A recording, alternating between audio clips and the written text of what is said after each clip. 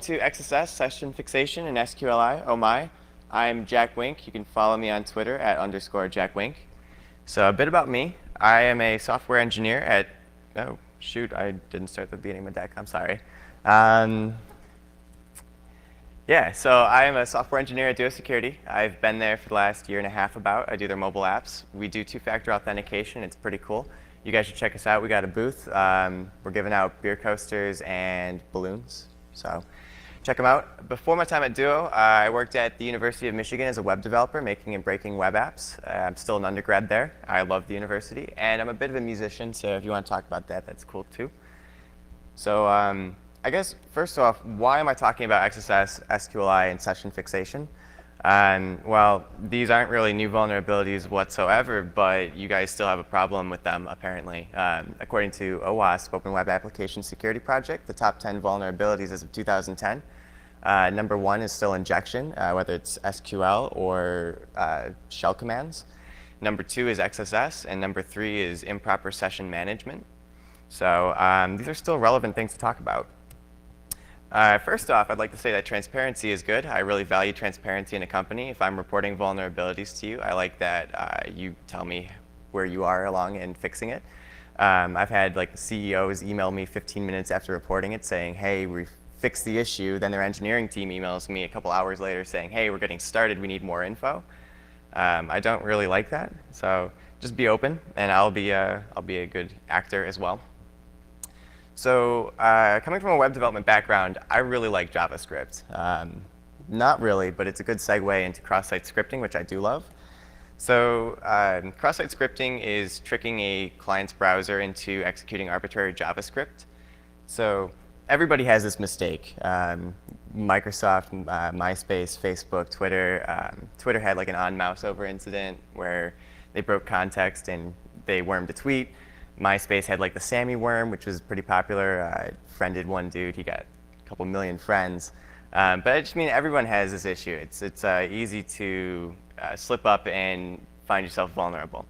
So the impacts, you can steal sessions. That's not new. You can bypass cross-site request forgery tokens. If you don't know what those are, they're a one-time embedded token, a one-time use token that you embed in your forms. The idea is it prevents you from having a phishing attack from a different website.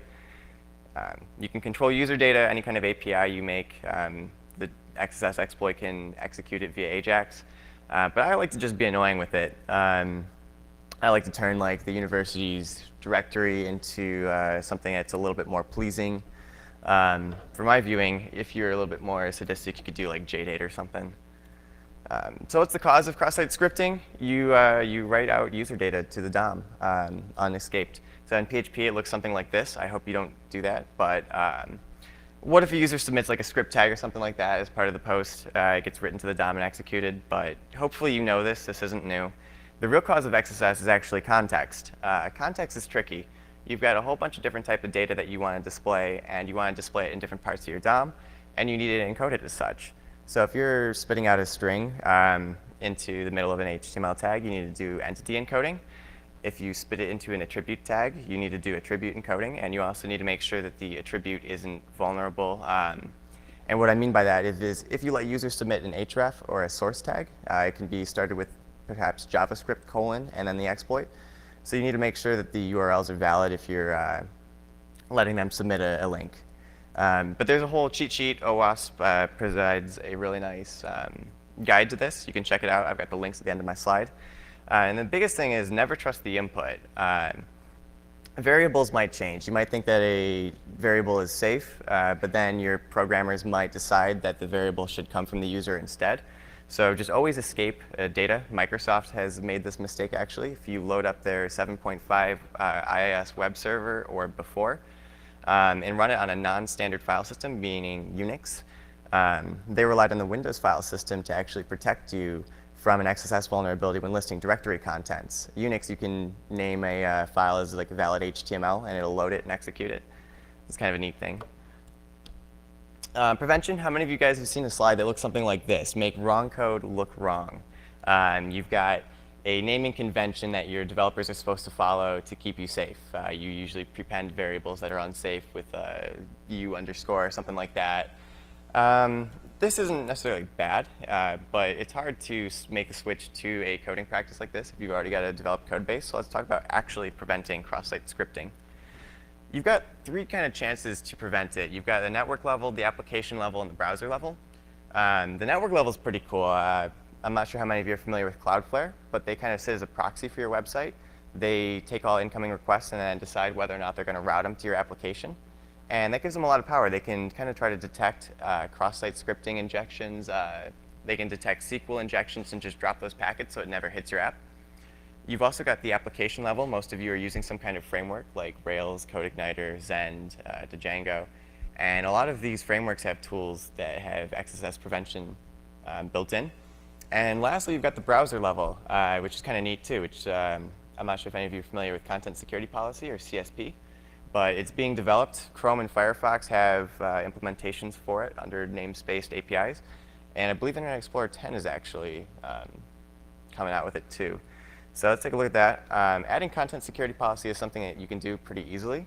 It's as easy as setting a header that your website sends out. You have to move all of your JavaScript from the inline out of the files and into their own separate files that you can load externally.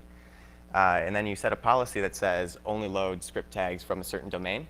And this will prevent people from injecting you, which I'll show. So if we look at this CSP demo, if we set the CSP, we end up setting the CSP headers. And if you look here, the default source is self, so it'll only load from localhost. Images, it'll load from anywhere. But you've also got media source and script source that you can set policies for. But we'll just kind of set those, and I'll show you the difference. Down here, it's pretty easy. You just print out the post variable, so it's clearly exploitable. And I've got the CSP demo running, so I'll just show you. If I submit my name, whatever. But if you submit, I've got to make some kind of joke relating to the title. So if you inject a script tag and run it without CSP protection, it runs the alert dialog.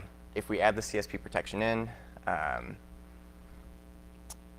and try to inject ourselves again, if you look, it actually, it did get inserted, and it does run, or it tries to run, but CSP stops it from executing and protects your users. So if you submit it, you've got an error over here, the CSP warning. So that's something you can do pretty easily for some cheap protection. Now, what if you have to accept HTML from the users? That's kind of an interesting issue. I would suggest going the route of like GitHub and accepting a formatted input like Markdown and then converting it to HTML yourself. If you absolutely have to support HTML, you could look at a library like Google Kaha. And what this does is it's an HTML sanitizer and JavaScript sandbox. You can actually let users submit JavaScript and decide what access they have. Something you can check out. And if you want to find out more information about how to properly encode for these different contexts, OWASP has a security API, enterprise security API you can check out. It has all these encoding functions. So let's talk about session fixation. I picked session fixation because it's kind of something that we don't have to think about much. A lot of frameworks handle sessions for you. But even as recently as a couple years ago, OAuth had an issue with session fixation, one of the earlier drafts. So it is still relevant. The impact, it is an account takeover. It's the same as session hijacking. It's just a type. So you can steal data, you can spy on users, just sit over there and take over the account. But the cause is generally just improper session management. So I kind of want to talk about sessions in general. Session fixation in particular is caused by two different issues. One, I have to be able to set a session identifier, so either through an XSS vulnerability or if you set your session IDs through a get variable, it's possible. And you also have to be persisting the session ID even after a login or reauthentication. So what that kind of looks like, if I'm the attack computer here in red, I would get a valid session ID from the server. I would fixate your session by sending it over either through an XSS exploit, or in this case, it's through the URL. And then you would log in. And since we both know your session ID, I can reload my page with that session, and I've taken over your account. So what that kind of looks like here, if I were to log in to a vulnerable site, you'll see that the session ID is saved up here in the URL. If I can log out and then send off a phishing email to my friend Joe, he'll open up the link, then he'll go to log in. And I've still got this session ID hanging around, so if I reload my page, I am authenticated as Joe. Then I have complete control of his session. If I log out, he's logged out. It's pretty standard. So prevention, first off, you want to use HTTPS. If you don't use that anyways, this is all for nothing. You want to prevent XSS, because I still need a method of changing your session ID. You want to use HTTP-only cookies. Make sure they can be sent over HTTPS as well. You want to log actions. Anytime you open a session, close a session, change permissions, you want to log that. Of course, don't log the session ID. But having an audit trail is nice, and you can kind of look through these logs later to kind of find malicious-looking activity. But overall, you want good session policy. And what do I mean by good session policy? Just regenerate your session IDs. Renew your session ID anytime the user reauthenticates, or even periodically. You want to require reauthentication at a couple of points. I think Amazon does this really well. If you change permission set, so Amazon, you throw stuff in your cart, you're a regular user, but when you actually go to checkout or change your account, it requires you to reauthenticate because you are now acting with greater permissions than you had. Other things you can consider is a session timeout. After inactivity, 15 minutes or something, you can force the user to log out. Some people will suggest anytime that the user agent changes or the IP address changes that you should force the user to reauthenticate. I wouldn't waste too much time on it. It's more security through obscurity. If the IP address, the attacker could be on the same network. The user agent can be spoofed. These aren't things that are going to deter someone from actually exploiting a session fixation vulnerability.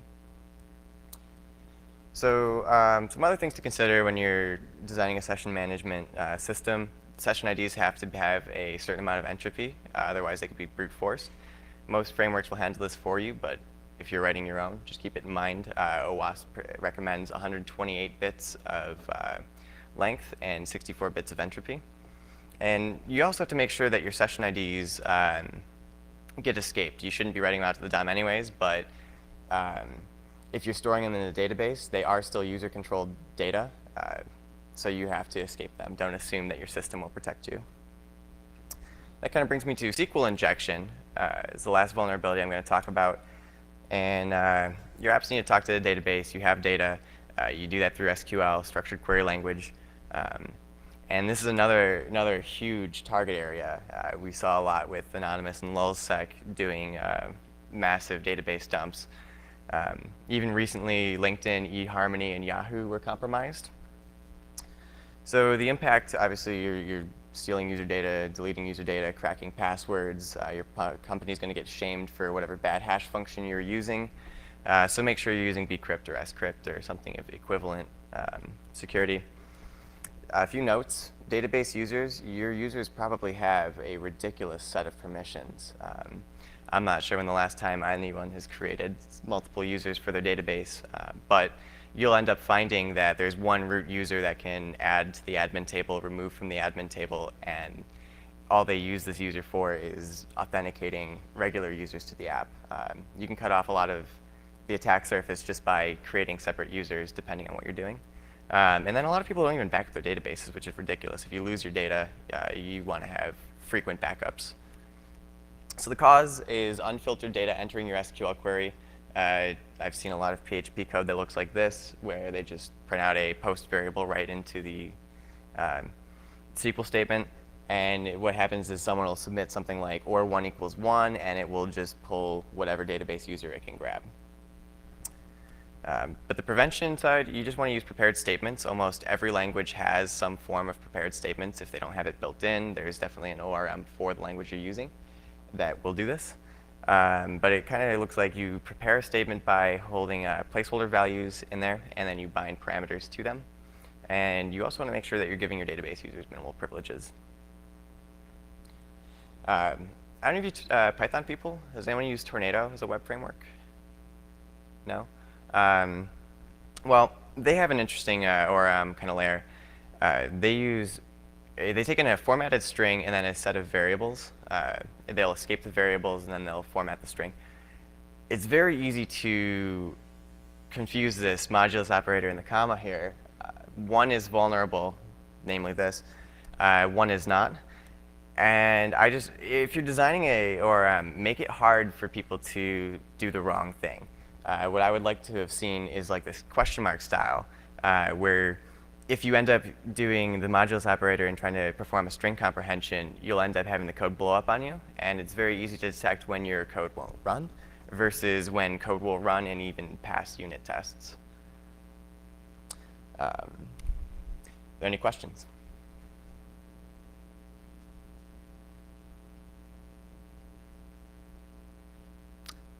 All right. Well, that's all I have. I've got a whole bunch of links here.